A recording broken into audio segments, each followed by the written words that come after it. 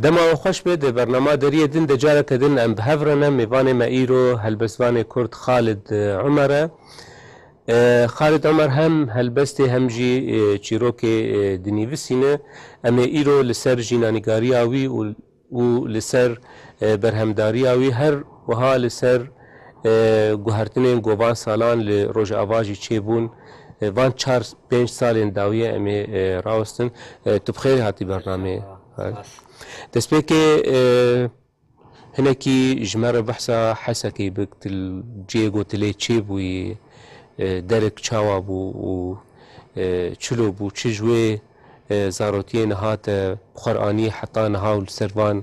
روبلا رات خينت كاره كرتاي بيجي بحثا خوابك و جدايك بونا خواه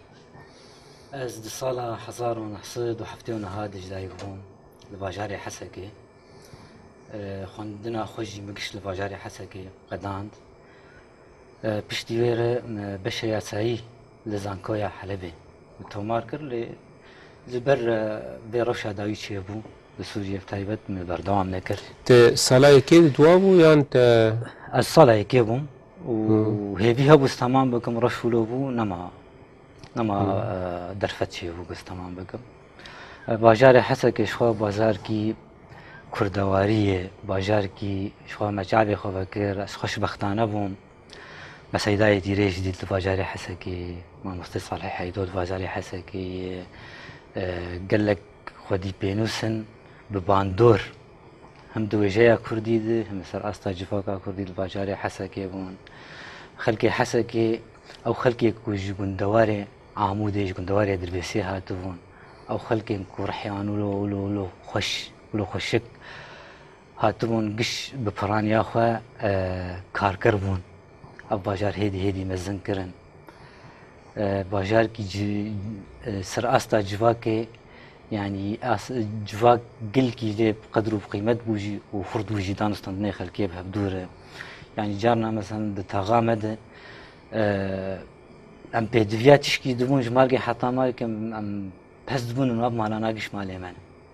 ام دشون نيفي شباب بايش دشون تجي خذ ورداتاني تلفرداتاني وحطانا جي افتش باجاري حسكير ماي سببا قوت حسكي هاتي قام شلعف بويرين في داوية قو قومين يعني مالبات هين لورة مالبات عمل ورة أنا أف بوير بوم براستي بيتر درفت عمني كار لباجاري قام شلو شيء وشخوا از بوم خدي جنجي حزوها في جينا خو حردو ام يسا خيري بس باوردكم نجد دمك خده خيري سري دمه نيفان باشه يعني مثلا نفساندنا بكردي و اف چيروكن وهات جينانيكاري اولو قلك تكاربيج خورتين ما يقول في دري بكردي دي نفسين دشبه هفدو يعني تنر مثلا عربي تخوينن ليه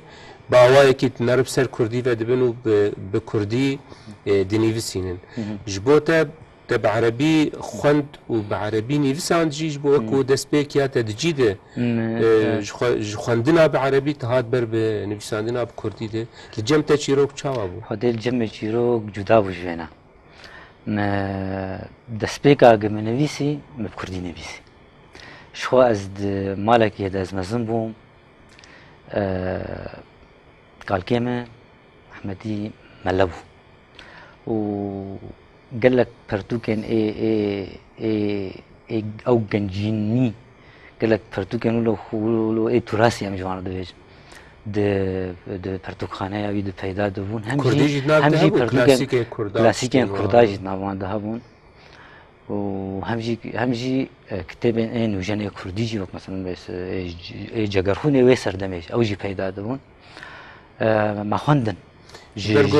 تمالي بجوك دما خواندن جبرقو ملابو او هلوستاويل همبرجر خوين تنبو وكسق قال لك ملاي كرد ناس تكرن تقول نا تنبو جركات مالا ما جي حس ذكر صورتي ويديت قوات صورتي في ملحدين مالا وشك كذا القاضي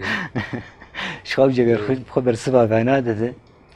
دبي وقت دال بس داخل وقت دبي جي سيداي راستورونيه لو را جگر خوين نامدار زاناد زانن او كيا ينكرد بيجن قاورة تدي برسبة خذ جبو قوتناتا إنه قلكا ولو تقوت راس برتوكين دسبيكي إيه قوت خوندن جبو كردي يعني هینبونا کردی ولوت بوان پرتوکا دست پیکر یعنی بهتره کلاسیک براستی کلاسیک کرداجی از فیریس خوننا کردیو اثر هل بس مثلا تبي نعمل ديوانا كيما ازل جمع بواجه قرخين بي كسك ومفري خونني بك مخوانت ما تيبين صفي حفتان ما تيبين انجليزي زانيبون ما دخوانت صالك دوسي اسفيرهم شو خبر دوان دمانا ديجي هن ولا كلن بو فكرنا زماني كردي تشي ما تشوباندن باش بو زماني ما يكردي مجي حسكر مش كاري وجهي حسكر مخوانت ما بكردينه بيسي لتبرجي دسبيك هاتا شابو زنكي فيولو مرافت براستي دسبيك عم هلبس نبي ساندن مهاوي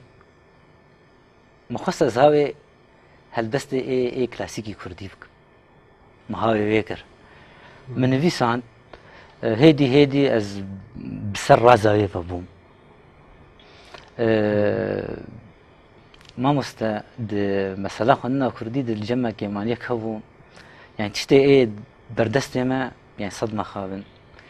كي بونجلكي ودواري هلبستي ده طنق بونجلكي تاني دواري هلبستي ده يعني ما فلسفة بزماني خوانا خوان ما ديرو بزماني خوانا خوان ما جغرافيا بزماني خوانا خوان افتسا ناقش ما دورا خل سر ويشافانا جيدكم سر كس ايه رونا كبير جيدك جبروا له بلكي باندورا عربي بيتر هبوا لسر قلقا وسدنه هالبجارتنا هالبستي جريداي فيكي يعني جبرجو جدارين هالبستي البردست بربون اي كرديتا هالبست البجار ياجي صدمك سركب جهندريتا مثلا صدمك سركب وجي ناف دستمجي دابون ومجي جي حز ذكر مجي حز ذكر بر يعني بيتي بيران بيركام جارنا ولو تشتنولو كمني كردي زوتنا البر نشتم ولو باندورا قلكي خرطنا بذكر محاوي ذكر متشتوي دقوتن بله الكيلكا هلبستي تا جيروك جي نيفساندن وها افجي ازموناك متجد هي ولو هن جيروك جي ولو بردست حاضرن انا جي نافروكا جواكي بيتر يعني لسر تشتي دردور عما تشيفونه بيتر مجاري وان بابتي وان جريداي جواكينا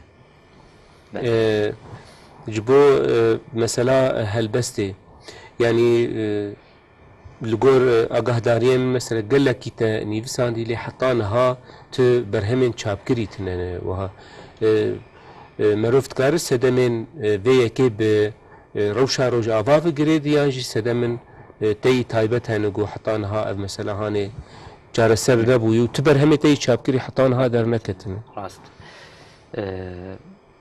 براستي جي صالة حزار ونحصد وحزار ونحصد ونوط وحفت مع البسنة بيسان سجوبن بري شورش بقلكي برهمي ماما دمو جشابير ليقولوا بابريك الجمع هبو مين زوي تدرخي بتخصت از بيتر وجين جهاني بيتر از نرينا من سرشي حطايا عربي جي دردور عما ولو افيك للجمع هبو فراستي ما خواندت خستواري تشابيد سدما سركه جي ابو يعني تخصين بمينه بشكي تربه بشتي شورش لدارك والجمع روج افاجي سدم درفتي تشابكرني هبون حتى انا جي يعني قال لك درفت شهاتن برمج بو شاب كرني لي مشاب نكرن ازمام غبره بيشكي ولو تشتي من فيسي بيتر ازولو تيد مجول ببم تيرتر بكم خوشكتر بكم وحتى هات دوي باوريه دي ياجي انا ريار داي تكوشوان نبو قوت مثلا اف دست نفيسي تيجو دمك دريج لو تسروار درباس وي حتى هات تشاب الجور از دشوبينم تشتين برهمي درت كذا سبوشمان نبو ناس سبوشمان نبو ما نتك هي جسري صالح برد بتكيس برهم كي خود من بحث حسك كتب اواي كي قالك يقولوا بحسكرين ببريكرين باوای کیلو رومانتیک ده بحثا حسکه کرولو تفولو وی بالا مکشان تفگو جیانا لوی دره جیانی حسکه جوان باجار ناو قاسی رومانتیک یعنی در باسبونا زاروک تیامرو بال او تنقبونا الهمبر حسكي جو كوتي يعني لا مشترقوم بحث خلقي ويكر خلقي وي خلق النازك بون يعني جوندها هاتون يعني نكسن دسبيك خد باجاري بجوندها هاتون او وكان بيجن او بساطتها هم بخراش لوفني حسكي دواري حطان بيجن واري اي مجارة ما مجارة وجهي جدا يعني قال لك نافن باش تحسكي تهفو يعني مثلا دواري وجهيدة تكليات ابوار شاب مثلا سيداي تكليان باش سيداي تيريج ما اوديت وبري هر رحمة تيجي عند شون جمعي مسردان عيد ذكر يعني تكلين باش هون الكيفيج بيتر حس كما تجوي هالبس بيجن كيش ساز ياجي كلاسيك هنا كي خورتركر بله كلاسيك وقت مشتركو كتابي ايه نافدستي مده پیدا دبون بهتر مجاري كلاسيك بخرا دشتيني و كلاسيك ام بهتر مكشان لي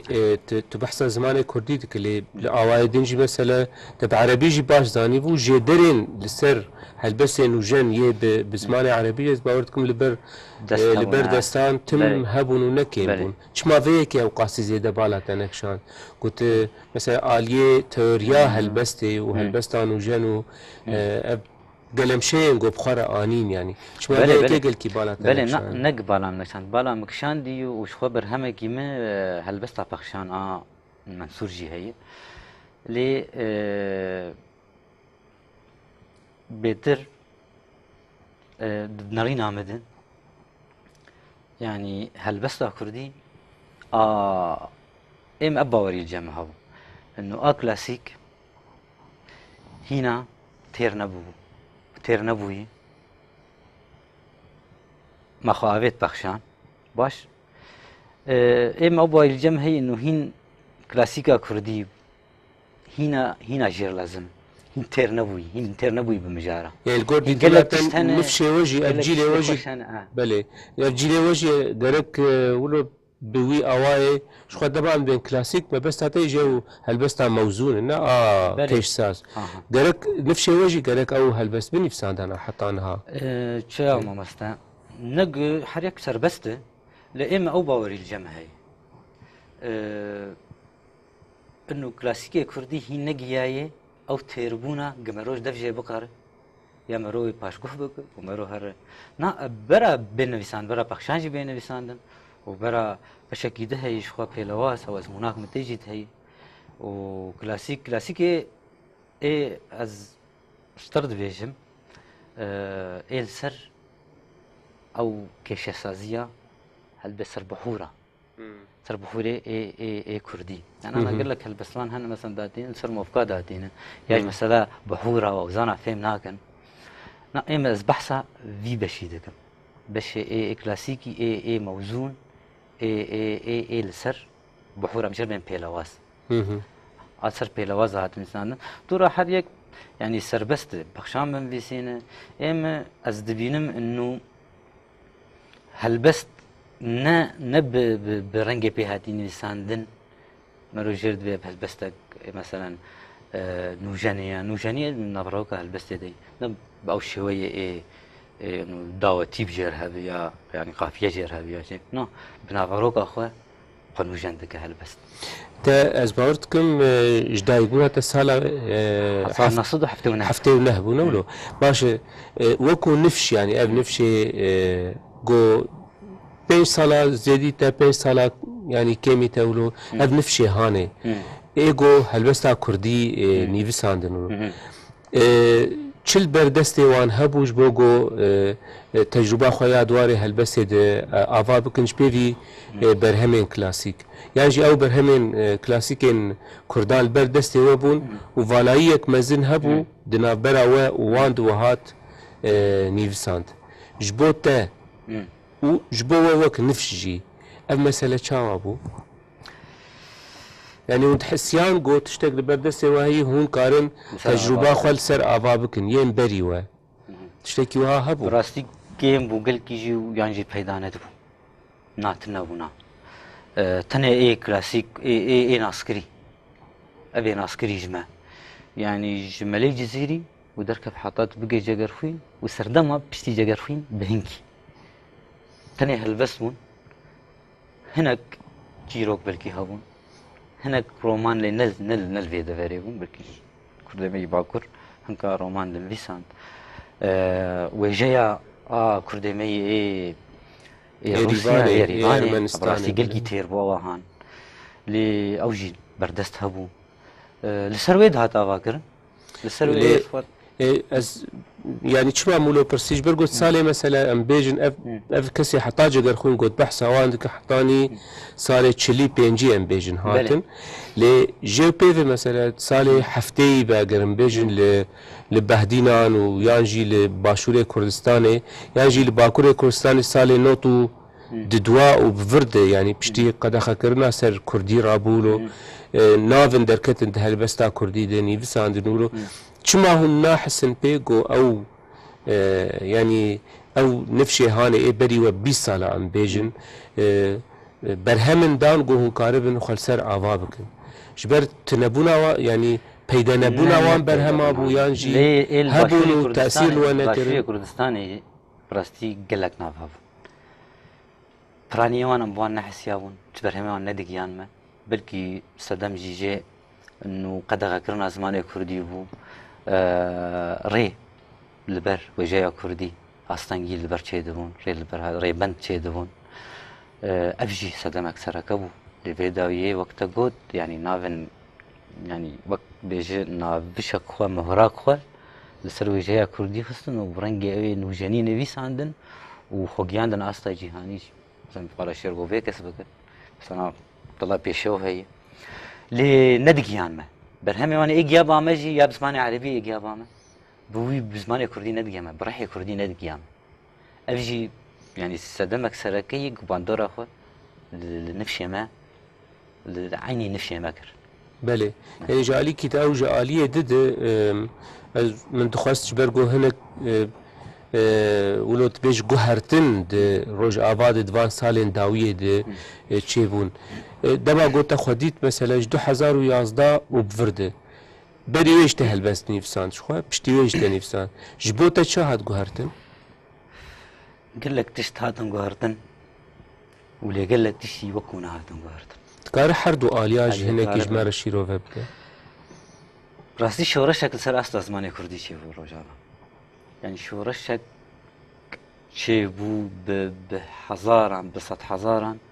û ta roja îro jî ji xwe dibistan vebûnin û gelek dezgehê fêrkirinê jî çêbûn û li navenda jî ji xwe bi sedan şagird dê fêrbûn yani evaya rolek gelkî giring lîst ku ana hin xwendevanên bo Kurdî peyda dibin lê ser asta ecembên ser dezgehên ê rewşenbîrî çêbûn yani mexabin ew dezgehên ku hatin avakirin gelek destdirêjayî nav dişêbûn destdirêjayê siyasî nav dişêbûn hin kes belkî hatin berjewendiyê xwe yî kesane bi xwe ranîn vê dezgehê yani ew dezgeh nebû dezgeh yani dezgehê berdest ana hene wan binav nakin yani naskirî ne yani heta niha ka çilo nav li xwe kirî dezgeh komîta wergerandinê nav ditinê komîta şanod nav ditinê komîta helbestê tê ditinê komîta çîrokê tê ditinê ta niha berhemek ji nivîskar kir çap nekirî têkiliyên Kurdistanî gelekî qelsin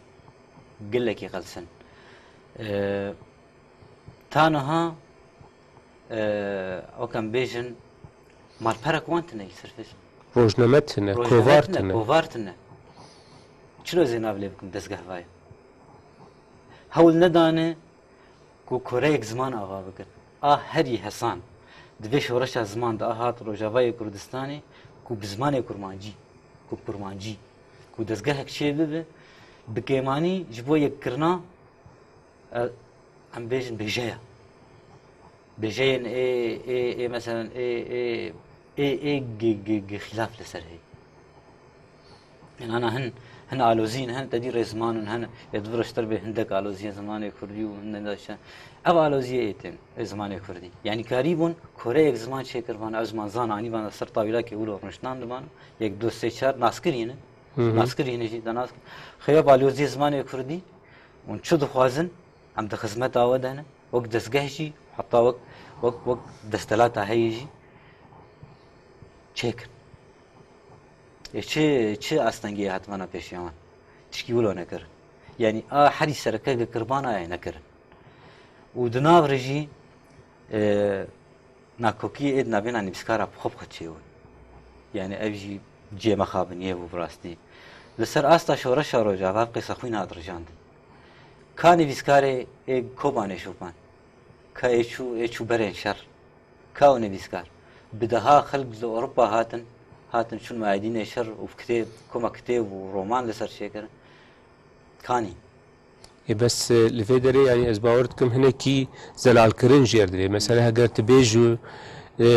برانيا كسي گوش اوروبا هاتن وشونوي دري او بيتر كاركي روجنامه گريت كرن و جي دزگاه روزنامه‌وانی وکونو چه گهان یا جیوکو چه دکرن ری لبرنامه‌نویسکاری ما کردو نه يعني از بحثا روزنامه يعني از خوازم في بيجم يعني بحثا روزنامه‌وانی و بحثا نویسکاری مروف هنا كيش هفدو جدا بك يعني هگر وهابد دناف وان وارگهن شرد جی لوی درجه روزنامه‌وانین کردی تم آماده بون گوهم بدستکی شرد کرن بدستکی جی مثلا کاری خوی روزنامه‌وانی دکرن روزنامه‌وانی کردی ایولو هبون لوی دریم بحثان ویسکاریه دکن مثلا قالوا استخازم في قالوا يعني جنويسكاري كي تخوستن جي حطاني بحثا شركي بكو او بخوهر درا شر وبشداري ويشاري ببي يعني ايه نبيسكار دباوريا مد وجداني ملتي خونا وشعبي ومريكا ملتي خونا يعني شدرا قهبه وتايبت روش عمي كرديد او هيفي باوريا ما يعني قالك هاتبا شوفاندن وقت دزغه هاتبا شوفاندن تكاتك هاتبا شوفاندن يعني خودي لبيك كدي در كتبانه خودي لبيك خوينه در كتبانه هنا كي نزويج بو في مسألة جبو نفساندنا تشيروكا ورومانا و ادبيات يعني جويجي جبو تجربه كوك تجربه روج افايان جبو برخدانك وكيا كوبانيان وها هناك دم نافي قالوا يعني هناك دم دفيت سر درباس بحطاني جو برهمن وها بين هولي يعني باشترين برهمه سر شر جهانيه دويمين هات نفساندن بلكي پشتي قداندنا وي شريبون بدهي سالاغو او برهم دركتن يعني تشمعوا لزدك قوت البرهمه كي باش سرفان بويرو برخداني قول جمع چيبون دك اي سازمان به آلاد في قدحي تم بردستي آلاد بيشينج بردستي بي دجيد قدحة كده دتا جبو سترانا كأري لجبو رومانا كدبب أواي كيدم به لا ميمز نبدأ نرين يرام نرين نموت بلكي جدا بشهدود بين هذا استنيت برسم يعني زنا نرين دبيجم بله يعني مثلا نفساندنا رومانا بلكي نوك تشكرنا سترانا كيبه نفساندنا رومانا دبت دمك دريج بخو لي وبشتي جوبوير بقد مثلا انا بيجن امنا بيجن نتني رومان اسقاله دسكهيدك يعني اسقاله دسكهيدكم وتشكي تشتي دسكهيكر دفي دما بوريد باش تا بحثا برجوانتيه مثلا دستي دريجي نافوان دسكهي روشنبيري بون دستي سياسي وبحثا برجوانتيه تاك كسانه هنا كساكرن لفيدري و اگر ام بیجن سربوره تجربه نه او قاسترکتی دواره دزگه روشنبیراده هیل هولی گومروف بیجل سدم عم بگره و او سدم چبن يعني کی مسئول کی برپرسیاری و روشي مرو بري خو بدكي آلوزيك ما كردا هي قي قدر عمي انه سياسة بيوك خويا نافخارني يعني وقت ام قال دزقها هذا كان اب دزقها اي وجهي يعني تيكليه شي تيكليه وجهي دزقهن وجهي بكاري سياسة مدار هاي چما في درفتي اب درفت هاتي بردست چما دزقه خو وكانا ما اني زمان بري انا چما فان دزقه خورتناك درفت هي يعني ممكن يك بيشتر بيجي ام دخوازن خورد بكن لي الكاريا مناكن كس وي برسبات شبه از بيجم برسوان هذا جبر دوان روجي اي تاريد اي وقت اليكاري تنو يكجار اليكاري تنو تشتن بردكتن هولي ایجادوان روزانه ده کو آزادی چه بوی کو پرتين درباز دبن کو ریو بونه يعني بگمان هم ده بگوت نه حتی دایجی خود به وقت مرو اهل به شغل سهل تكارج مر بيج بيتش تي خوستن مثلا بن درباري وان دزگهن روشنبيري يعني اي قد قادر روشنبيري د کار دکن بله مثلا تكار دست نشان بك به چته خوستن يعني داخوازه تجوان دزگاه چیاج دزگاه چاوا گرک نها هاتوا هول دوی روشا روج آواده دزگاه دنانی نام دو دزگاه اگ هفیامت هبو وقت مشتر قد کاری بایا دهندری خود کمیت چه کربانه يعني خدمتها هم وجايا كردي جي كربا وخدمتها وجافانا جي كربا نبيسكارا جي كربا تكلي سراستا تكليات تنانا تكلي بنبيسكارا جي دربرها بس كرد بن حتى عرب بن جي جيهاني بن يعني رين تكليات شي كربانا كوميتي ورگراندنه چه کربانا دزگه ایج بو فیر کرنا زمان کردی بهتر آلیکار مانا جی پیره و هول دابانا و خورتر جی بکن يعني قالك تشتهنه مرو كاروان بين الزمان دزگهن جبوها البستي دزگهن جبو شانو قالك تشتهنه يعني قريبون لو قربان وقت مشتركوا هم سر استا كوريا زمان ما نقرنج انا زماني راغاندني تدمين زماني راغاندني يك زمان ما انا ايش جي بيشا جي نبسكار جي زمان زانتي خوسته بله درباره زمان ده تبحثا شورش كيكر وها يعني العاليه دنجي مساله نرى هنا كس هن الهمبر به پروردکرنا زمان کردی نرازیبون خو نشاندن با اوای کی جوایان رد کن به مسئله هانه قالوا اف رد کرن و اف نرازیبون هانه يعني تنه سياسيين غريداينا كوكيا سياسي اي نابرا هيزو بارتي سياسي اي كردان يانج تشتندن بدو مسألة دهنه ديم دباوريا مد يك كرد بالرجاوي كردستاني ناكف بالاويده شر زماني كردي بك تنيز من قينا كوكيا سياسيين خبردان هولي يعني وقت منهاجك تي زماني كردي دده باش از وك كرد كو خونا مبو ما دقوت عم دكتن زندان هذا ما شر ذكر ما تقول برا زماني ما بزمان كي آزاد بزماني خوندني بساندني شلو إذا بيم دجي دانا زماني كردي دركا لأم باوريا من ناكوكية إيه تين هولي تشتي سياسي فانا كوكية بخورتين نتشكي زيادتر باشو قو تشتي سياسي بن اف کسی گو ناکوکیان منی سیاسی بوار هنه از دکارم زاروک خواه بشینم دبستانا جبوگو فری کردی ببن و ناکوکیان خواه سیاسی او ناکوکیان سیاسی برا بردوام بکن لی مثلا دماغو از زاروک خواه المالی بهلم و نشینم دبستانا برا هینی کردی جی نبن و از بیجم جبرگو فلان پارتیان فلان حزب دو وی پروژه هانه دیه از که خوشی ناشینم و چاگه هلوستک باوریاتت نه هلوستک نه تنه سیاسیه دبه هلوستک جوی زمانی جی و او زمان ناب قربانا وان هلوستين سياسي مثلا دما جو مروف روشت بفي رنگي دبينه درباس کرنا زمان کردی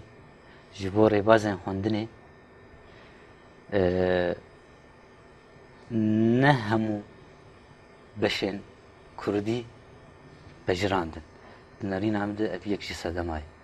وقتی که اوجی هف چلو یعنی استینک هشتم وقتی که اوجی هف بشبانا جبو ساس کرنا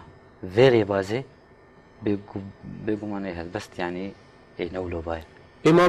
بلا تکریر بلا ناکوکی خوی سیاسی در به مسئله بهلن جبو زمان کردی یک بن یعنی جبو یک هلوست بن و هلوست خوی سیاسی برا حتی سوی شره هبدو بکن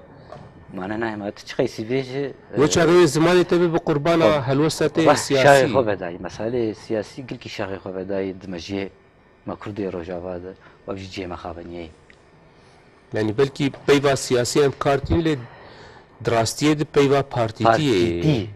بارتيتي عين حري وشك جيرغوت اي باش تبي كيفت غارين تشي يعني چما كردي روجافا ولو ام بيجن ببارتيا خو و گريداين بيتر زماني خو يعني شيروفيا تجير شي تفسيرها تجير جوي مسألة شيء نورمال دبين مسألة في روشي دراستي اف گريدانا هان اب بارتي دي حتى ديجي يعني بري بارتي شيبن يعني جواكا كردي نولو نعم بهاتنا بارتي سياسية تدبر عمد قال لك تشت قال لك جدا موندنا بينا جيانا كسي كرد نورمال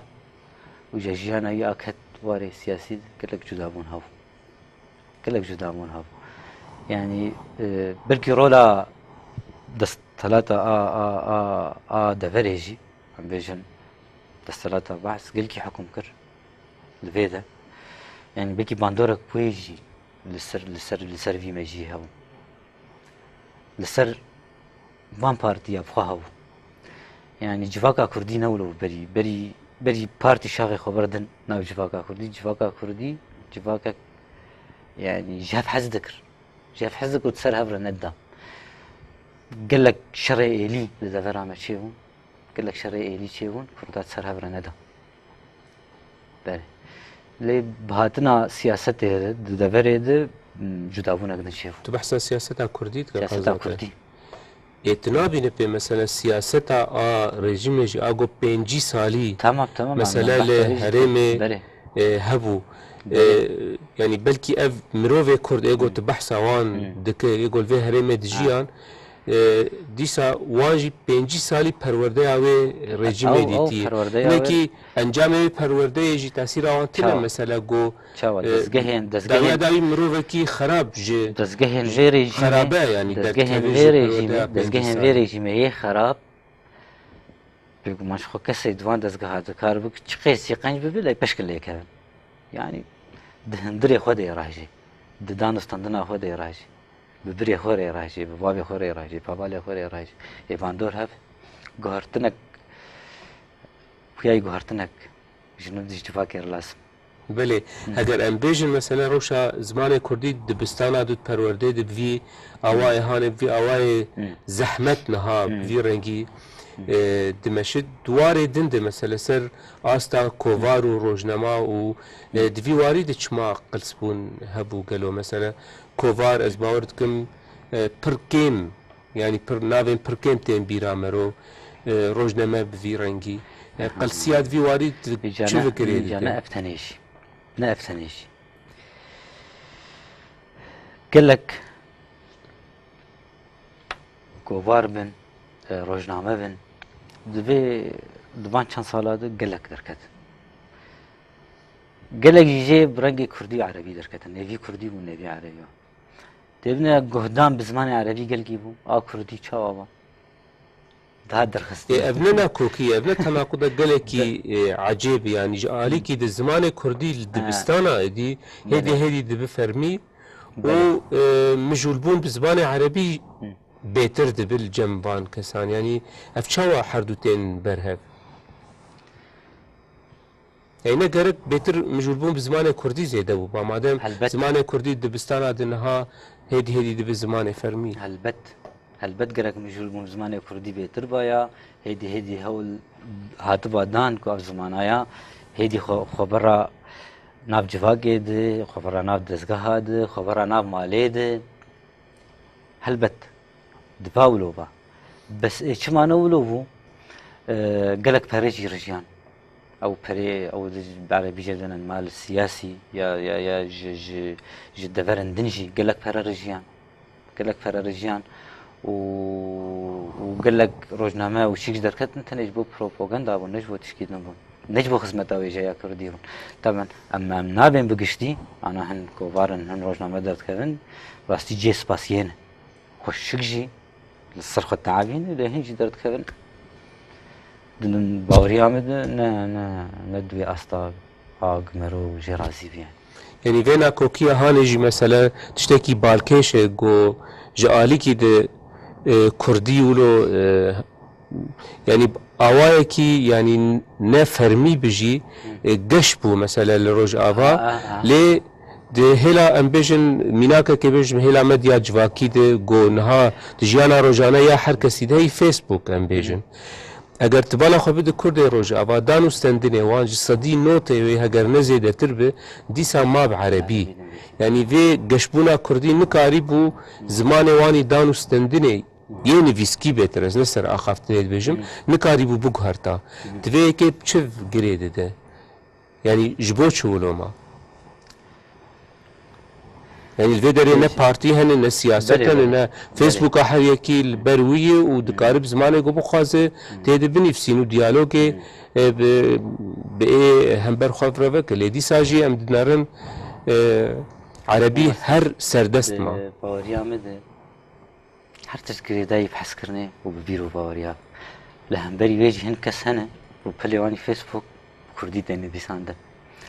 يعني حسكرنو بيرو باوري آسركي لدما تبدأ برهفدو وعالية عربي قلكي سردستي كاري ماجبوشم ديجن ما أبدز جهين مي روشن بيري بكاري خرانا بكاري خرابانا روشنا ولو باي إز برتري نبي جن بيسكارة تنتمانا بكردي نبيسان حسكرنا كردي تي كتبا دليمان حسكرنا زمان كردي كتبا دليمان معناه چه آلاف جمر لازم نجبوز في حسكرني بجين تمام نتني قرك جو از ظالمهم افتيب افتيب بي قرك از ظالم بشلو افتيب اس حسكرنا يتخ مندريت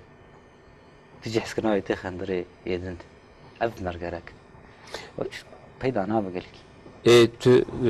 تدوي باوريه دي يعني كهنكي يعني باوايكي برسكريكك هيد د کساد جی گو حسکرنا وانج زمانی وان ر یا جف پیله کوچبریه گو ویداویه درکتن و گریدان وان بعرض وار هنا کی قلسه براستی اشتكي هي مثلا اگر ام رجاوا نمونه بگره کوچبریا داویج شبو هيجي مخابنيه او كسي فقير يعني كسن هبن براستي ما عند ديتن انا دهور بينيه دجيانه ده يعني راغانا ما بكشتي جي رخني كلك تشت وربيني تفاصيل حياتي مروان هنا يعني كسوان ناشور بين ايش وان يعني مالن هنا قبانان بانتنا يعني مالن هنا مجبور بون بسر كوچبريت وهنجي هبون